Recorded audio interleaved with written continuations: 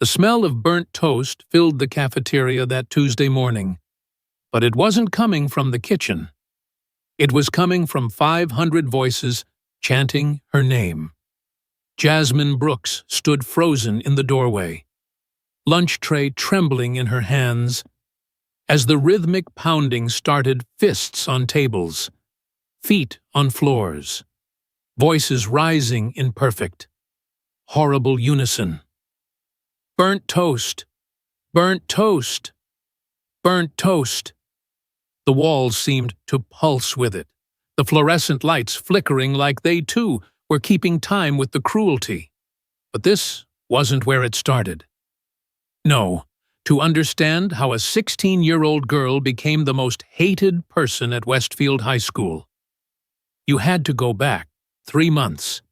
Back to when Jasmine still believed that moving to suburban Atlanta would be her fresh start. Back to when she still ate lunch with other people. Back to before she knew that some secrets, once overheard, could turn your whole world into a weapon aimed at your head. Now, before I tell you how Jasmine turned those chants into her greatest victory, I need just a moment. If this story resonates with you, if you've ever been that person standing alone, please hit like and share your own story in the comments below. And if you believe these stories need to be heard, there's a thanks button right under this video.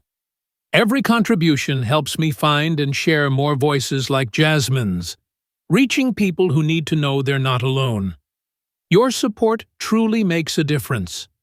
Thank you for being here, for listening, for caring now.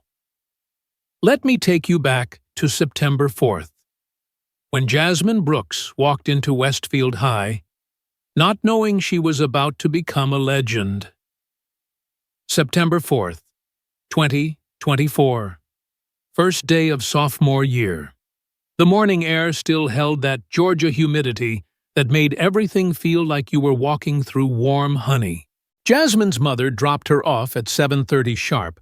She had to make the early shift at Grady Hospital, where she'd been working doubles since the divorce finalized. "You sure you're good? Baby?" Her mother's eyes searched her face through the rearview mirror. "New school, new start. Remember?" "I'm good, Mama." Jasmine adjusted her backpack straps, the weight of new textbooks and old anxieties pressing into her shoulders. "It's just school. Just school." If only she'd known that Westfield High would become her personal battlefield, that its hallways would echo with a nickname that stripped away her humanity one syllable at a time.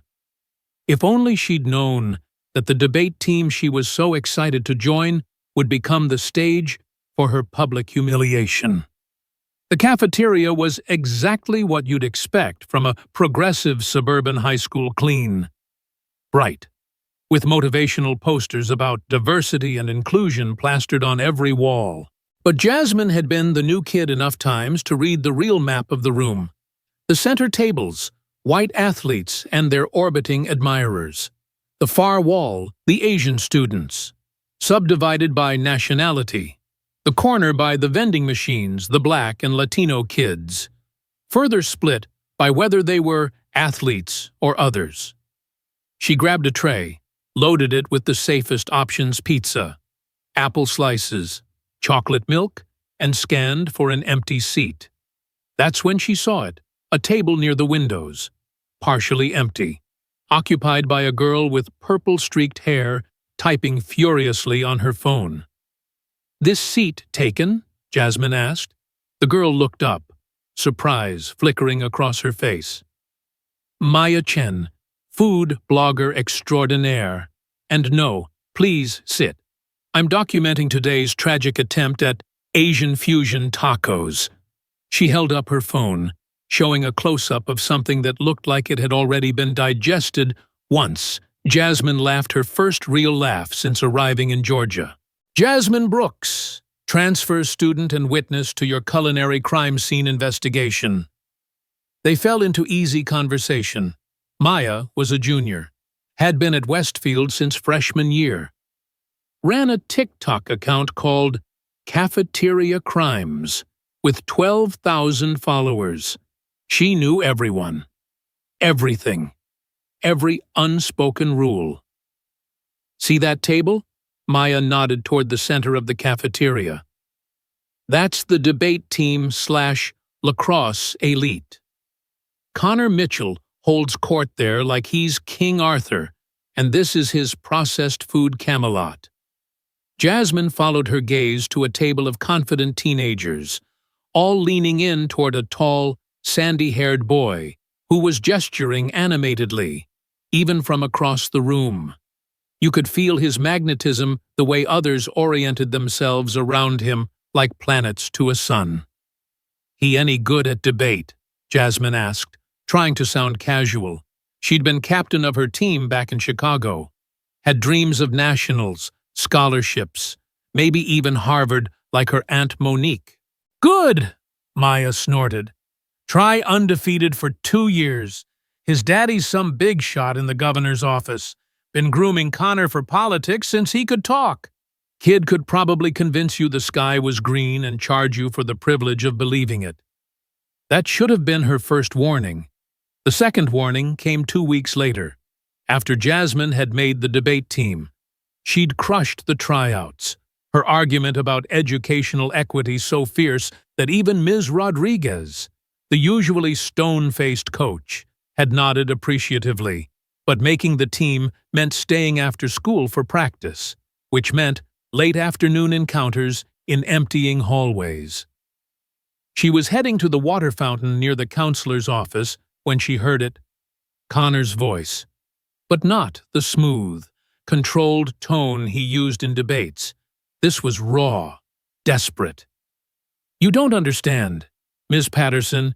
If this gets out, I'm done. Harvard's done. Everything my family built." "Connor, what you're telling me is serious. Academic integrity isn't just—" "I know," his voice cracked. "I know. Okay, but it's already done. The SATs are next month, and my dad already— the payment's been made. His friend at the testing center in Alpharetta. He's—" Jasmine froze. Her sneakers squeaked against the linoleum, and suddenly there was silence. The door opened. Connor stood there, his face shifting from vulnerable to calculating in the space of a heartbeat. "Jasmine?" Not a greeting. An assessment. "I was just—" She held up her empty water bottle like evidence. "Water fountains that way." He pointed down the opposite hallway, his debate captain's smile sliding into place like a mask. "Better hurry. Practice starts in 5. She nodded, turned, walked away with measured steps, but she felt his eyes on her back, could practically hear the gears turning in his head.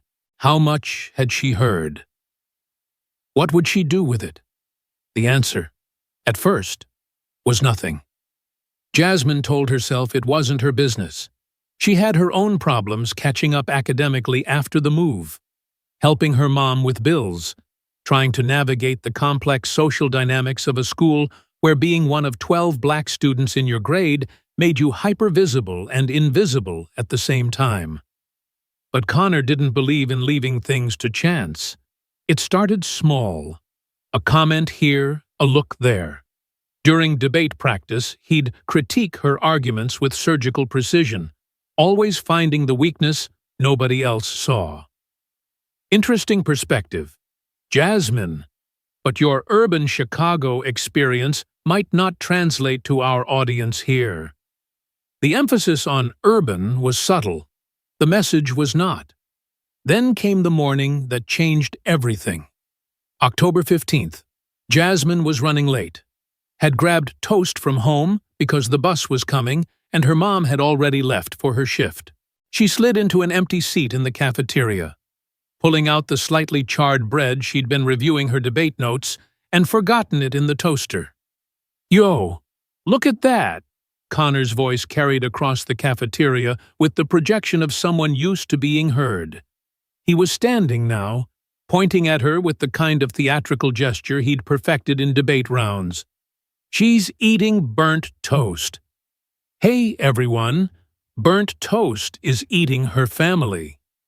The laughter started at his table, nervous, uncertain, the kind of laughter that's asking for permission to be cruel.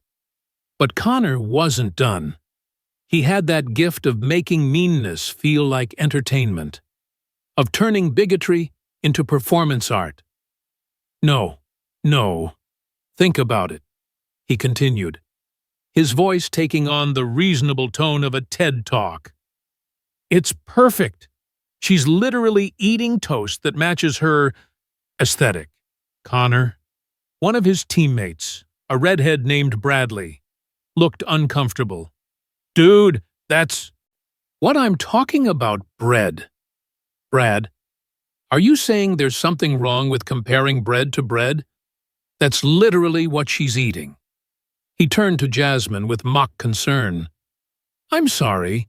Did I offend your breakfast choices? The cafeteria was quiet now, watching. This was the moment everyone knew it. The moment when the new girl would either fight back or fold. The moment when Connor Mitchell would establish whether Jasmine Brooks was prey or rival. Jasmine looked down at her burnt toast, then up at Connor. She could expose him right now, stand up and announce what she'd heard about the SATs, the cheating, the corruption. But she'd learned long ago that the truth without power was just noise. And Connor had all the power, the connections, the credibility, the ability to spin any accusation into proof of her jealousy or reverse racism or whatever phrase would stick. So she did something that surprised everyone, including herself. She took a bite of her toast, chewed slowly, and swallowed. Thanks for the nickname, she said, her voice carrying just far enough. I've been looking for a brand.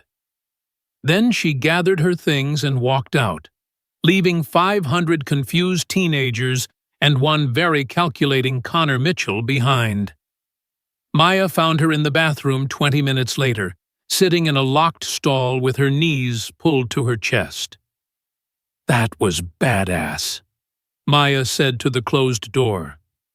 Also probably the worst strategic move in the history of high school politics.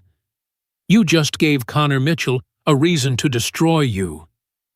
He already had one, Jasmine whispered, and for the first time. She told someone about what she'd overheard. Maya's sharp intake of breath echoed off the bathroom tiles. Holy shit! He cheated on the SATs, Connor Integrity in Education Mitchell. His dad arranged it, some connection at a testing center. Jasmine finally opened the stall door. Her eyes were dry. She'd learned not to waste tears on people who fed on them. But who's going to believe me?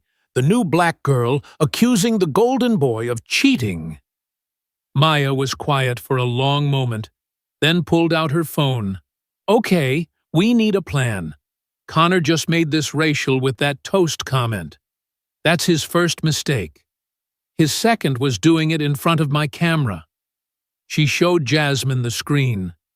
There it was, clear as day, Connor's performance. The laughter, the moment when mockery became something darker. You filmed it? I film everything. Cafeteria crimes. Remember, though this...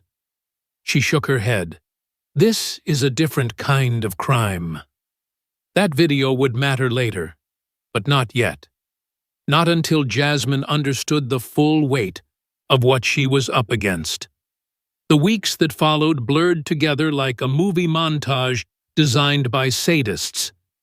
Every lunch period became a performance, with Connor as the director and Jasmine as the unwilling star. The chants started simple, just burnt toast whenever she walked in. But Connor was creative, had to keep his audience engaged. He started leaving actual burnt toast on her usual table.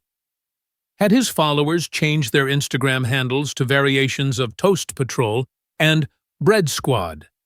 During a debate practice on systemic racism in education, a topic Ms. Rodriguez had assigned specifically to address the growing tension. Connor argued that some people claim to be burnt by the system when, really, they just can't handle the heat.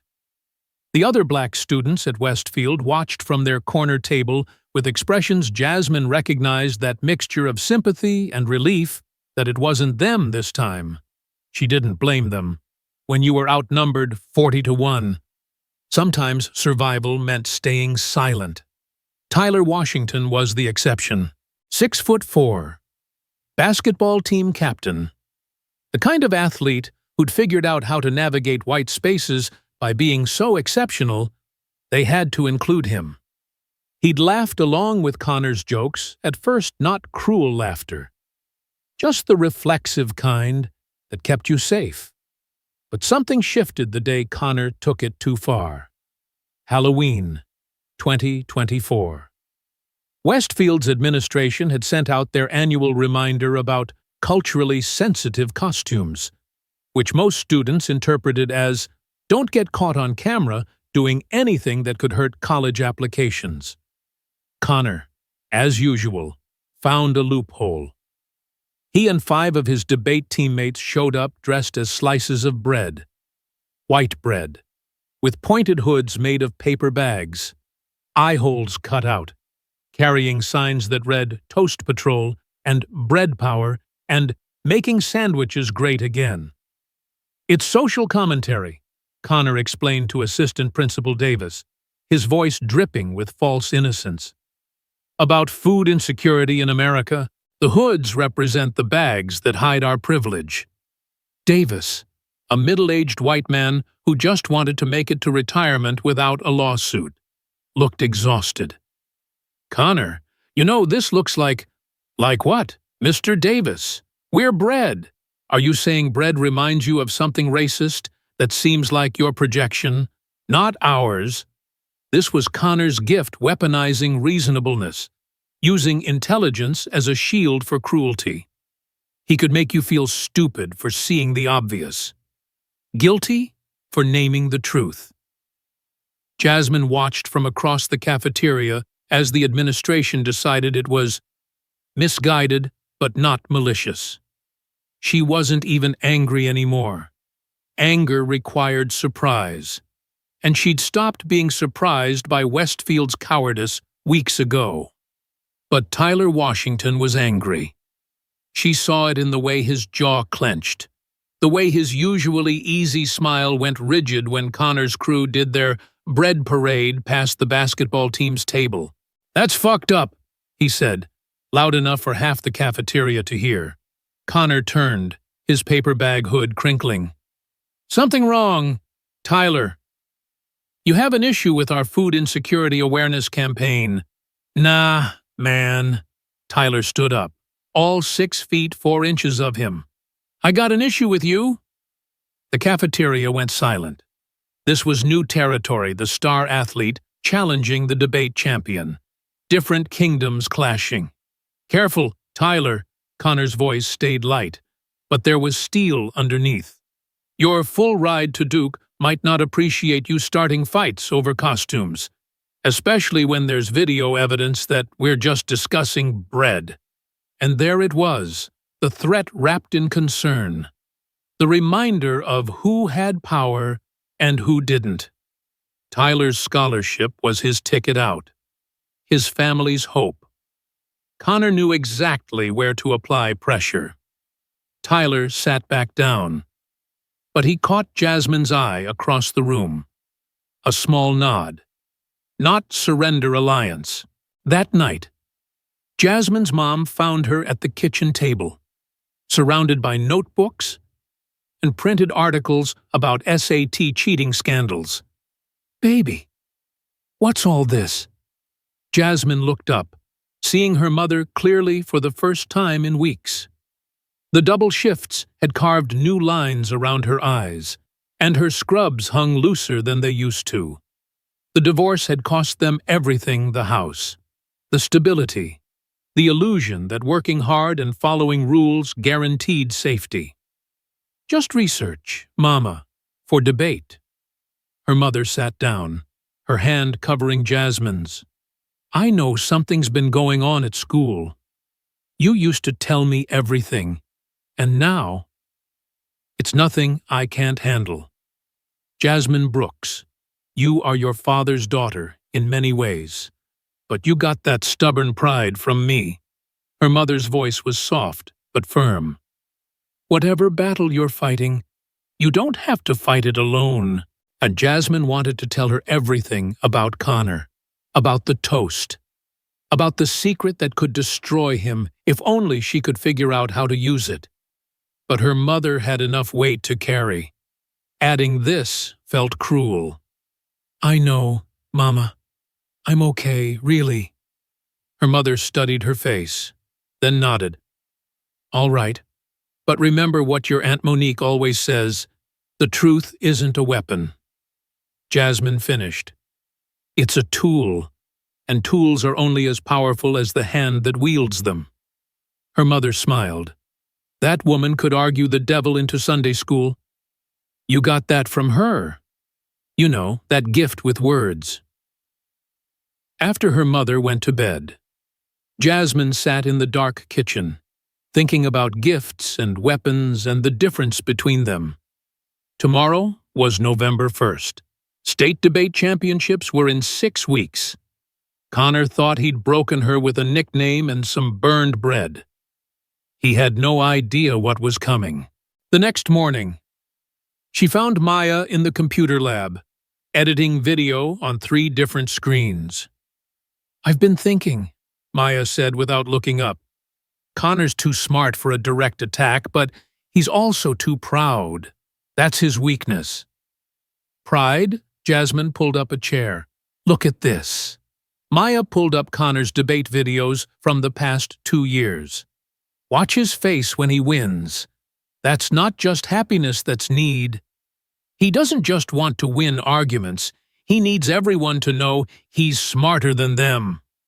They watched Connor demolish opponent after opponent, his arguments precise as surgical cuts. But Maya was right. There was something desperate in his victories, a hunger that winning never quite satisfied.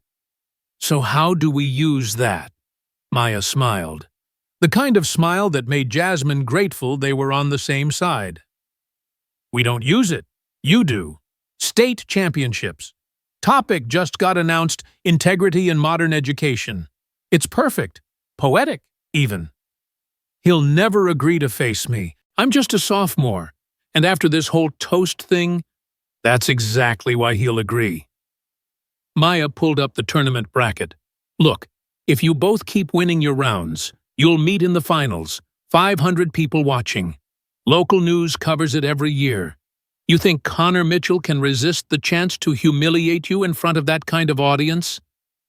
Jasmine stared at the bracket, possibilities branching out like a decision tree. "And if I lose, then you lose with the whole state watching. But if you win," Maya's fingers hovered over her keyboard, "if you win, you don't just beat Connor Mitchell, you become the black girl who turned burnt toast into a battle cry." Outside the computer lab, the November sun was fighting through clouds, casting everything in that gray light that makes you feel like the world is holding its breath. Jasmine thought about her Aunt Monique, about the cases she'd won against impossible odds, about the way she'd taught Jasmine to see words as architecture, something you could build with, something that could shelter truth until it was strong enough to stand on its own. "Okay," she said, "let's build something." But first, she had to survive the escalation, because Connor had heard about the debate topic too. And he wasn't about to let her make it to championships intact. The week before Thanksgiving break, he orchestrated his masterpiece. It started with a rumor Jasmine had been seen crying in the bathroom false, had tried to transfer schools, partly true, she'd inquired, but decided running would only follow her, was planning something for the debate tournament, absolutely true, but vague enough to sound sinister. By Thursday, the entire cafeteria was primed for something, Jasmine felt it the moment she walked in, that electric anticipation when a crowd smells blood coming. She got her lunch turkey sandwich, apple juice, bag of chips, and headed for her usual empty table by the windows. But it wasn't empty. Connor sat there, flanked by his core group, arranged like a tribunal. "Jasmine?" His voice was bright, friendly, loud enough to catch everyone's attention. "We saved you a seat." Every instinct screamed trap, but walking away now would look like fear. She sat down across from him, keeping her tray between them like a shield. "We wanted to apologize." Connor continued, his sincerity so polished it gleamed. "The whole toast thing got out of hand. Right. Guys." His followers nodded, murmured agreement. The cafeteria watched, confused by this sudden peace treaty. "So we got you something." Connor reached under the table, pulled out a gift bag. "A peace offering." Jasmine didn't touch it. "What is it?" "Open it and see." She knew whatever was in that bag would hurt. Knew that Connor had planned this moment with the precision he brought to every debate. But sometimes you had to walk into the trap to spring it. She reached into the bag and pulled out a toaster. A mini toaster, chrome and gleaming, with an envelope taped to the side. "Read the card," Connor suggested, his smile sharp as broken glass. Jasmine opened the envelope, her hands steady despite the roaring in her ears. Inside was a sympathy card, the kind you send for funerals. Someone had crossed out, "with deepest sympathy," and written, "with deepest apologies for your condition." Inside, in Connor's perfect handwriting, "We're sorry you got burned. Maybe this will help you control the temperature next time." The bread patrol. The cafeteria erupted. Not just laughter this time, shock. Disbelief. Even some disgust. Someone gasped, "That's so wrong." Others were already filming. This was the moment Connor had been building to public humiliation, so complete, so documented, that Jasmine would never recover. He wanted her angry, wanted her to lash out, to become the aggressive black girl that would justify everything he'd done. Instead, she stood up slowly, picked up the toaster, and held it high above her head. "Thank you, Connor," she said, her voice carrying to every corner of the silent cafeteria. "You just gave me exactly what I needed." Then she looked directly at him, letting him see that she wasn't broken, wasn't even bent. "Keep that same energy at state championships. Both of us, on that stage. Unless—" She paused, tilted her head. "Unless you're scared to face me without your bread patrol." The cafeteria held its breath. This was a public challenge, recorded on 50 phones. Connor's face cycled through emotions: surprise, calculation, rage, before settling on his debate smile. "You're on," he said. "Can't wait to show everyone what happens when toast goes up against real heat." Jasmine nodded, tucked the toaster under her arm like a trophy, and walked out of the cafeteria with her head high. Behind her, the silence exploded into chaos arguments, bets, choosing sides. Maya caught up with her in the hallway, eyes wide with admiration and concern.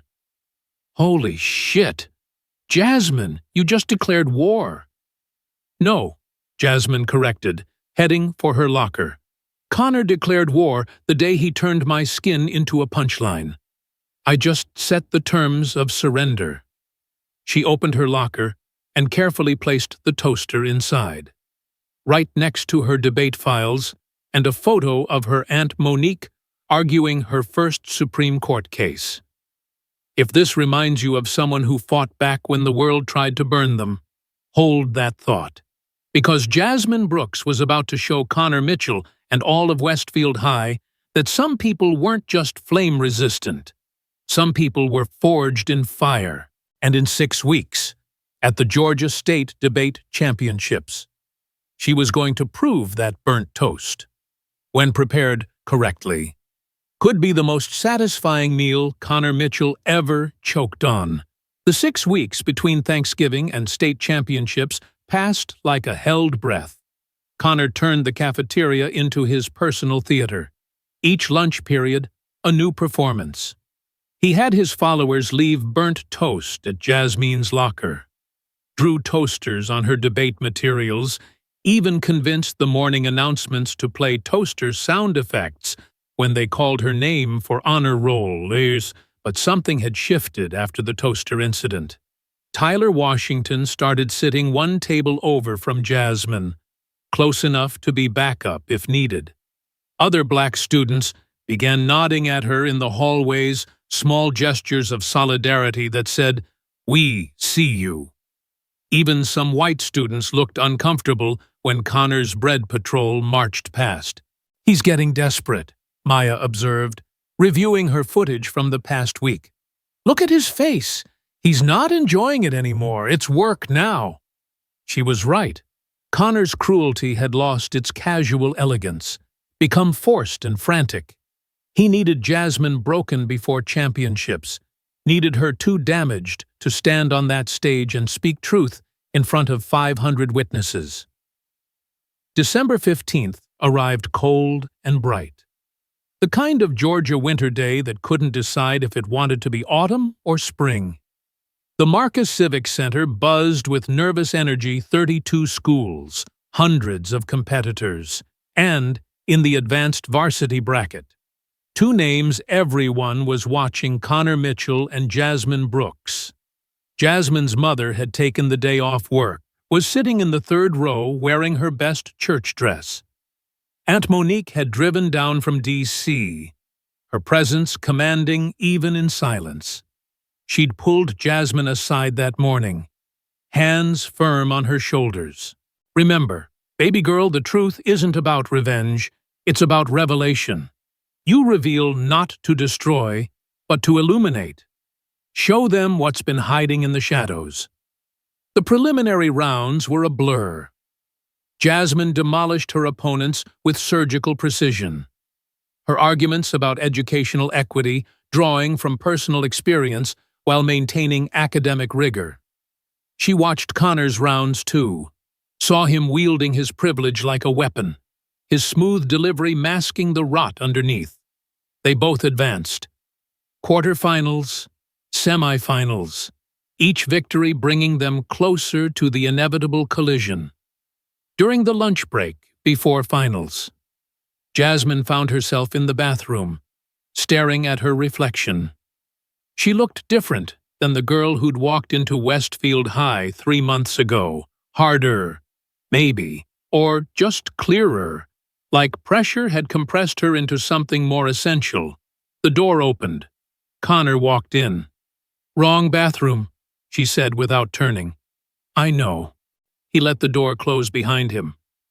"I wanted to talk. Alone. In the mirror." She watched him struggle with words for the first time she'd ever seen. The great debater. Tongue-tied. "You could forfeit," he finally said. "Say you're sick. Food poisoning. No one would blame you." "Is that a threat?" "It's an offer."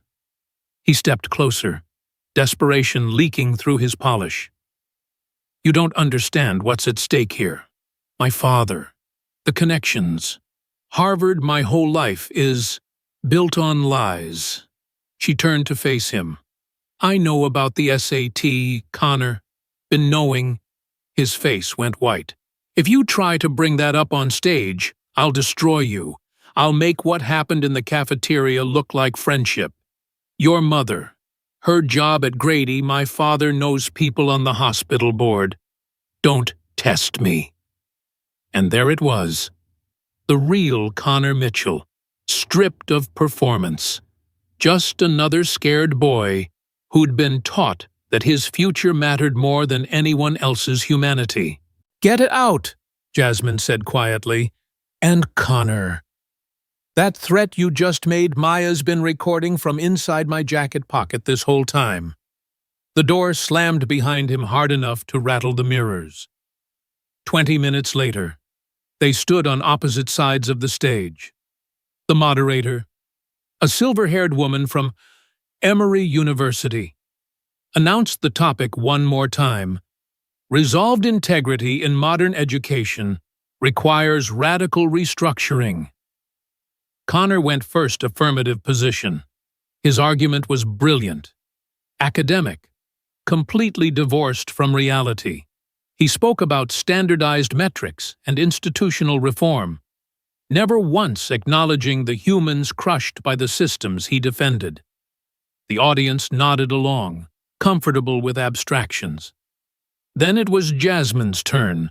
She walked to the podium slowly, carrying something in her hands, the toaster, Connor's peace offering. She set it on the podium, the overhead lights making the chrome gleam. "They call me burnt toast."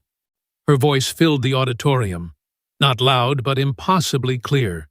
"Every day for 3 months, I've walked into my school cafeteria to chants of burnt toast. Creative variations included crispy, charcoal, and my personal favorite, extra dark, all because one person, someone standing on this stage with me, decided my skin color was a punchline." Murmurs rippled through the audience. This wasn't how debate rounds were supposed to start. But you know what, they're right. I am burnt. I've been burnt by 400 years of fire. My ancestors were burnt by chains, by whips, by strange fruit hanging from southern trees. My grandmother was burnt by whites-only signs. My mother is burnt every day by patients who request a different nurse when they see her face. She lifted the toaster, held it up to the light. "So yes, I'm burnt toast. But let me tell you what happens when bread burns. It transforms. The sugars caramelize. The structure changes at a molecular level. It becomes something harder, stronger, with depths of flavor that white bread will never achieve." Connor shifted at his podium, his confidence cracking. The resolution asks about integrity in education. Let me tell you about integrity. Integrity is admitting when systems designed to look fair are actually furnaces set to different temperatures. Some of us barely warm, others incinerate. She set the toaster down, her voice dropping to barely above a whisper that somehow carried to the back row. But integrity isn't just about acknowledging the burn. It's about asking who controls the temperature. Who decides that some people deserve gentle warming while others face the flames? Who profits when the furnace claims another sacrifice? Her eyes found Connor across the stage. Some people are so terrified of getting burnt. They'll do anything to stay white, bread, even buy their way out of the toaster, even turn the temperature up on others to hide their own fear of the heat. The audience had gone completely still.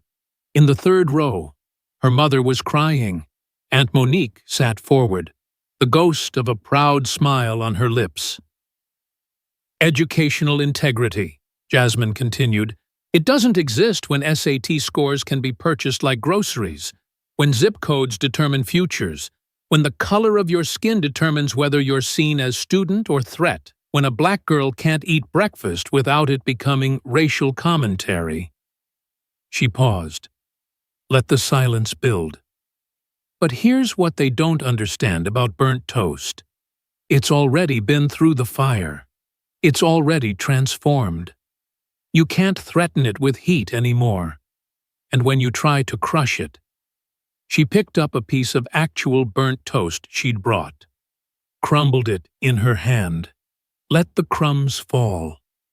It becomes seeds, scattered wide, taking root in every crack of your perfect system, growing into something you never expected.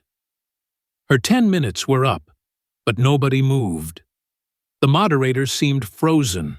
Jasmine walked back to her seat in absolute silence. Connor's rebuttal was supposed to last 7 minutes. He made it through 2.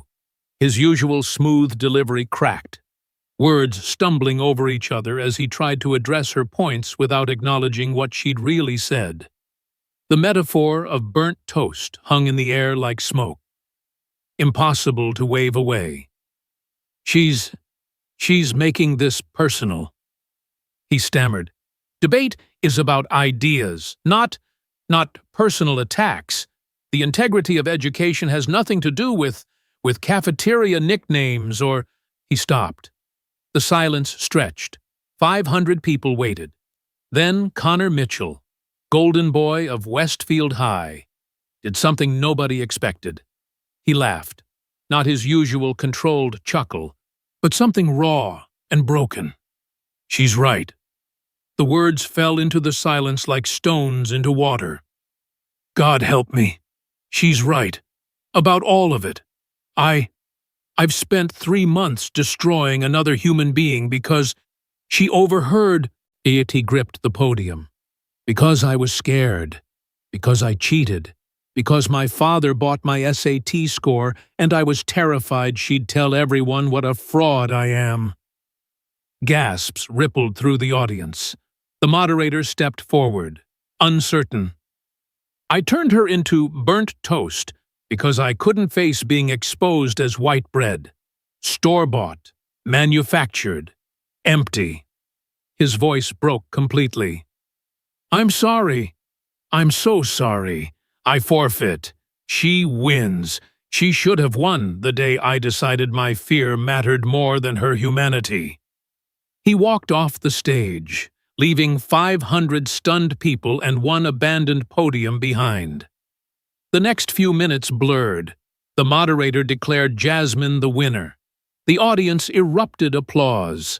Tears, a standing ovation that seemed to shake the walls. Someone started chanting. But not burnt toast.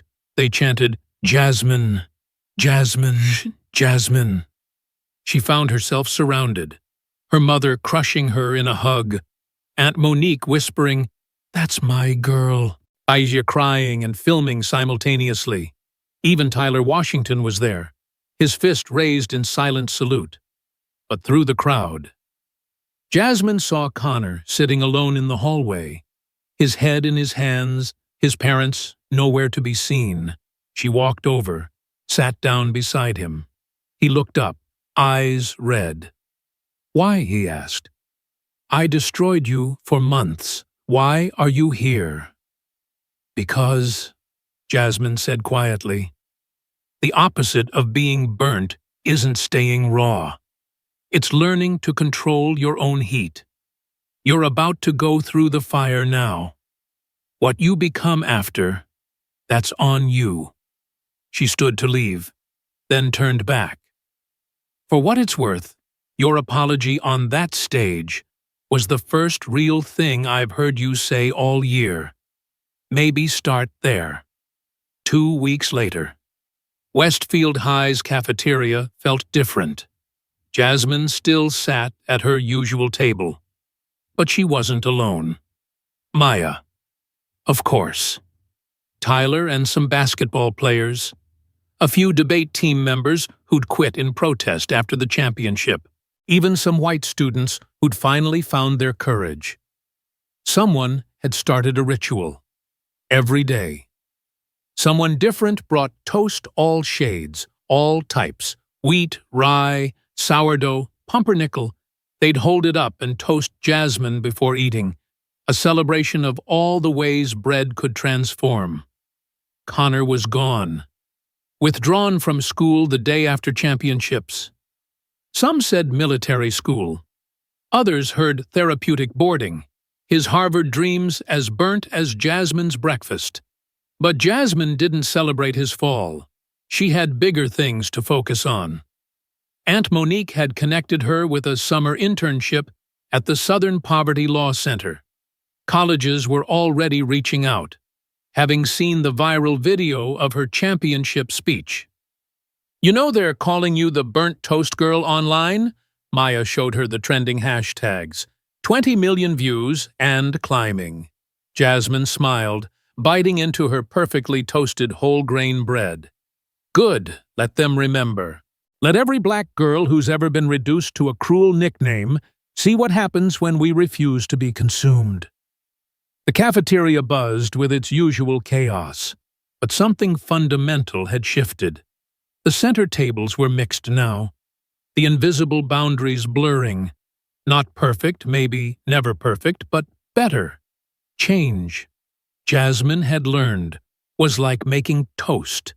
You had to watch carefully, adjust the heat, know when to pop up before burning. But most importantly, you had to understand that transformation required fire. And some of us were born to burn bright. As lunch ended and students scattered to classes, Jasmine passed the spot where Connor used to hold court. Someone had left a note there, "Thank you for teaching us the difference between heat and light." She tucked it into her pocket next to her debate notes, where words waited to become weapons, tools, bridges, whatever the moment required. Because Jasmine Brooks was no longer just burnt toast. She was the fire itself, and she was just getting started.